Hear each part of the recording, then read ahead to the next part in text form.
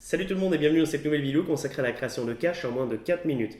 Aujourd'hui, on sait tous que la cache, c'est le nerf de la guerre du géocaching. Il n'y a pas de géocaching sans cache. Beaucoup de jeunes géocacheurs hésitent encore à poser leur première cache, tout simplement parce qu'ils veulent faire des caches trop complexes, donc ça leur prend du temps, ils se lassent, ils laissent tomber, ou tout simplement ils n'ont pas les moyens, parce que ça peut coûter un certain prix de créer des caches techniques. Voilà, donc je vais vous montrer qu'en moins de 4 minutes, pour certaines moins d'une minute, on peut créer des caches facilement, de manière très économique et plutôt jolie.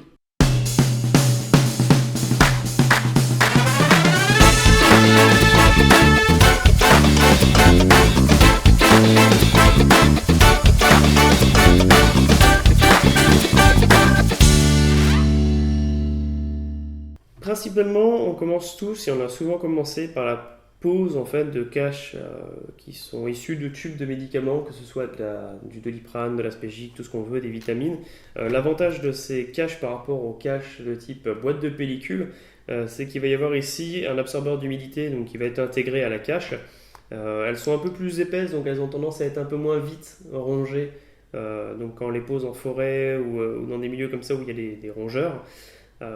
Et l'étanchéité est plutôt pas mal. Après, c'est des caches qui n'ont pas une durée de vie très longue. Souvent, on trouve ces caches directement brutes, comme ça, brutes de décoffrage dans la nature, et je trouve ça un peu limite, dans le sens où ça fait très objet jeté par la fenêtre, c'est assez moyen. Alors que en moins de 1 minute, on peut obtenir ce genre de cache, en fait, donc c'est le même tube. C'est le même tube, sauf que là on est sur un tube camouflé, donc qui d'une part se fondra mieux dans la nature et aura moins tendance à être ramassé par les personnes d'entretien, les gens qui veulent faire un peu de dépollution, etc.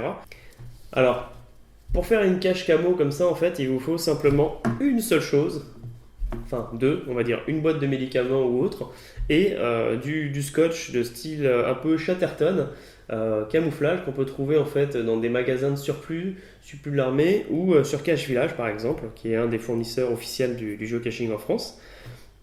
Donc on en trouve de style camouflage, donc pour la forêt.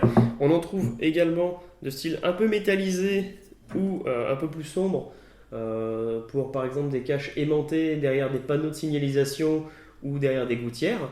Donc voilà, avec juste cette panoplie de trois couleurs, on peut vraiment s'amuser quoi. Alors la réalisation, elle prend moins d'une minute. Par exemple, on peut prendre un tube de ce style-là, qu'on trouve, donc c'est des tubes d'échantillons qu'on trouve assez facilement. Je vous ai mis des liens de toute façon dans la description de tout ce que je vais présenter dans cette vidéo.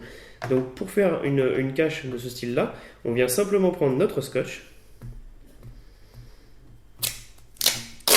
On déroule une longueur suffisante. Moi je prends directement la cache que je pose sur le scotch comme ça. Je fais juste un petit mouvement pour le précoller.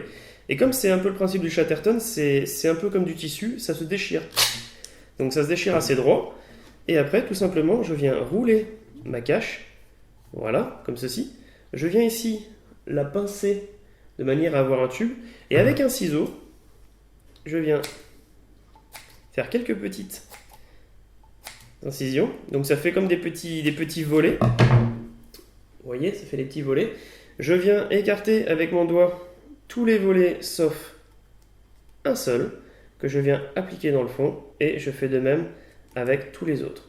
En fait, pour finir, pour faire le bas de ma cache. Voilà. Tac. Voilà. Et sur le dernier, je tire. S'il reste un peu d'excès, là non. Mais s'il vous reste un peu d'excès, en fait, au bout, vous n'hésitez pas à le couper ou à raccourcir directement. Donc là, vous voyez, j'ai fait ma cache. Tac, directement. On fera la même chose avec le capuchon en faisant une toute petite bande qui permet, qu'on déchire à la vue, qui vous permet juste de faire en fait le tour de votre camo. Ça vous donne quelque chose, hop, comme ça. Voilà. Donc là j'ai mis une bande de velcro, donc on va voir juste après comment faire des caches velcro. En général, c'est des caches comme ça qu'on trouve assez facilement dans les arbres. On peut aussi mettre un fil de fer on peut enrouler dans du scotch également et coller. Moi, je les colle souvent au cul comme ceci pour nous permettre d'accrocher dans les branches. Donc c'est un fil de fer, donc ça nous permet d'accrocher nos caches dans les branches directement. Voilà. Donc ça, vraiment, en moins d'une minute, on crée en fait notre petite cache. Voilà. C'est vraiment simple, on a juste à poser après voilà, le scotch autour. Là on est un peu plus haut, donc on va venir juste un peu raccourcir notre tête et on vient enfoncer. Voilà, en moins d'une minute on crée notre première cache. Alors vous vous dites qu'est-ce qu'on met principalement dans ces caches là? Eh bien tout simplement, comme dans toute cache, il vous faut euh, hop, un logbook. Donc un logbook que moi j'ai imprimé avec, donc ça doit être Logbook Factory. Donc je vous mettrai le lien dans la description, c'est un programme gratuit qui permet de vous faire vos propres logbooks. Donc on a la partie donc, avertissement pour vous dire qu'est-ce que c'est, si vous l'avez trouvé fortuitement ou autre, et derrière la partie logbook. Donc bref, ça c'est un logbook classique que je roule et que je mets dans ma cache. Nous, dans la team, on a tendance à mettre en fait une petite plaquette imprimée en 3D, FTF ou PAT en français, donc premier à trouver ou first to find. Donc classiquement, hein, on vient rouler son petit, logbook comme ça, et puis on vient le placer directement dans son étui. Voilà. Donc en gros, vous avez imprimé votre feuille à l'avance, vous mettez votre scotch, et en une minute, vous avez fait votre première cache. Petite astuce, en fait, vous voyez, on peut constater une certaine différence entre ma grosse camo ici et ma petite. Donc il y en a une qui brille beaucoup plus que l'autre. En fait, c'est simplement que sur cette camo-là, j'ai appliqué un vernis de type Liquitex, donc qui est un vernis acrylique. D'une part, ça donne un côté brillant qui me plaît assez, et d'une autre, ça donne une étanchéité supplémentaire à votre cam. Avec des éprouvettes de ce genre, on peut également faire des éprouvettes magnétiques. Donc j'ai collé un petit aimant de néodyne ici, et je vais simplement enrouler avec du Chatterton, donc de couleur gris non brillant, on va dire gris mat, pour coller ça par exemple derrière des panneaux de signalisation facilement clunk. Donc voilà, donc je vais passer la vidéo en accéléré juste pour le moment d'enrouler le scotch, puisqu'on a vu ça dans la première étape.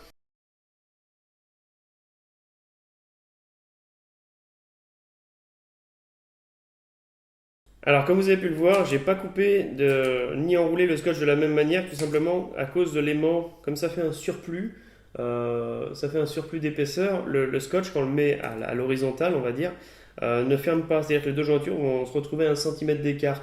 Donc en faisant deux bandes, il est plus facile de fermer disons, en une étape l'éprouvettes.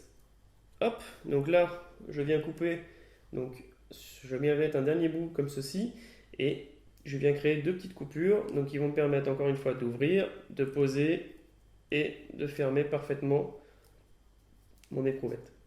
Voilà. Donc on fera la même chose, hein, je ne vais pas vous le refaire sur le capuchon. Et donc là, notre éprouvette est aimantée. Donc pareil, un petit logbook et c'est parti. Donc on voit bien, hein, si je prends mon ciseau et que je prends mon éprouvette, voilà. Et puis on peut y aller, hein, les aimants néodyne, c'est vraiment impressionnant pour ça. Si vous êtes en ville, vous pouvez utiliser des caches de type nano créées à partir de boulons comme ceci. Donc moi j'y ai ajouté un petit logbook dedans, bien sûr, forcément. Et tout simplement, on vient mettre, donc ça peut être un joint dévié ou tout autre petit joint rond comme ça qui fait la taille de votre boulon. Et on vient ajouter un aimant donc en néodyme de taille, vraiment, il faut que ça fasse la taille de votre boulon. Donc là, ça fait à peu près la taille d'une pile plate pour les montres. Et voilà, votre cache est finie. Ça a pris moins d'une minute, moins de 30 secondes, même quasiment. Et vous avez une cache qui vient se mettre derrière les bancs, derrière les abribus, sur des gouttières en métal. Bref, partout où ça peut être aimanté. Et ça, c'est vraiment super. D'une part, ça peut être un peu difficile à trouver pour ceux qui n'ont pas l'habitude de ce genre de cache, mais ça commence à être assez commun. Mais ça fait toujours plaisir à trouver. Une autre cache qui peut être super sympa à faire, c'est une cache de style scratch.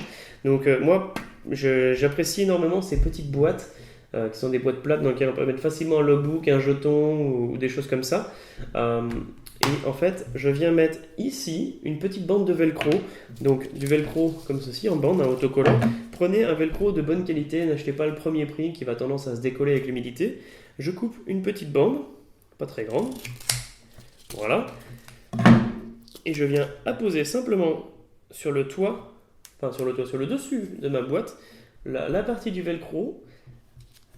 Et l'autre partie, je viendrai la poser donc, sur l'élément que je veux poser, donc sur un poteau en bois, un dessous de pont, une rambarde, ou etc. Donc après, ça vient se mettre tout simplement comme ceci. Donc on imagine que le blanc, à la rigueur, ce qu'on va faire, on va encore reprendre notre fameux ciseau.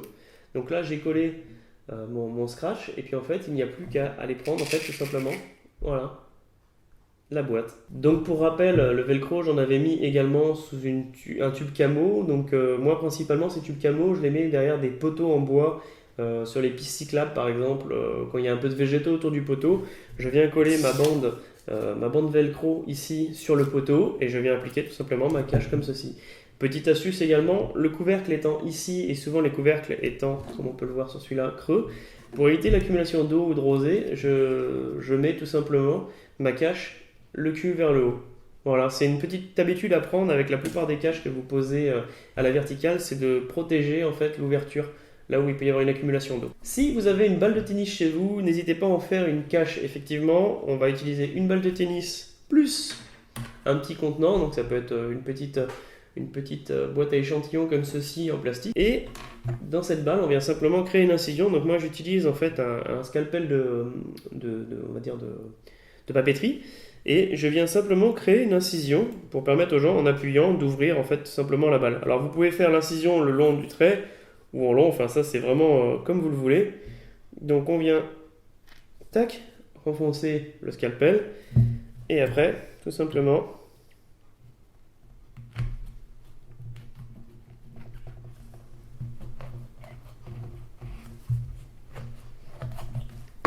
voilà, donc j'ai créé une ouverture, je viens mettre un logbook dans ma petite cache et je viens simplement refermer ma balle de tennis.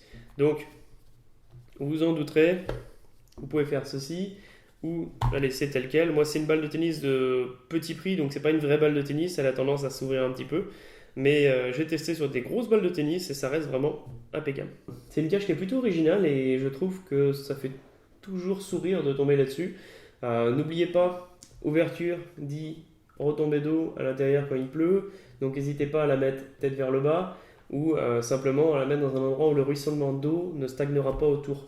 Et bien voilà, j'espère que grâce à cette vidéo, vous allez pouvoir créer vos premières géocaches. Et n'hésitez pas à me dire dans les commentaires si oui ou non ça vous a aidé et si oui vous avez créé vos premières géocaches.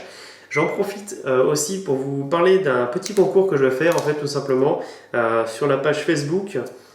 C'est donc de vous faire gagner un travel bug, donc, que vous pourrez nommer, etc.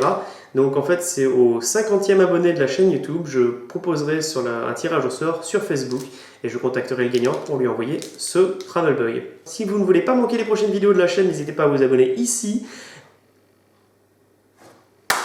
Voilà, et à nous laisser un petit pouce bleu ici pour nous soutenir. Géo amitié à tous et à très vite.